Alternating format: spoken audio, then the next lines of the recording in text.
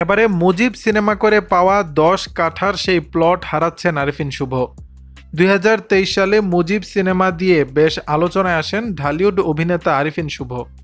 যৌথ প্রযোজনার এই সিনেমায় তিনি বঙ্গবন্ধুর চরিত্রে অভিনয় করে পারিশ্রমিক নিয়েছিলেন মাত্র 1 টাকা। পরে জানা যায় রাজুকের 10 কাঠার একটি প্লট পেয়েছেন তিনি।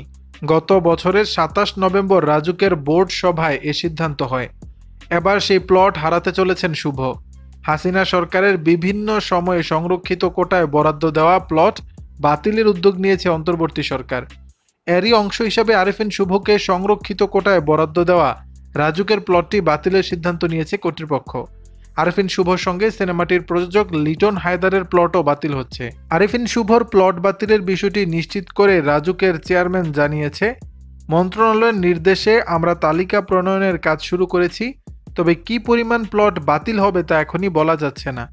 মূলত যেগুলো রেজিস্ট্রেশন হয় নাই এমন শতাধিক প্লটের তালিকা তৈরি করা হয়েছে, যা বোর্ড সভায় উপস্থাপন করে বরাদ্দ বাতিল করা হবে।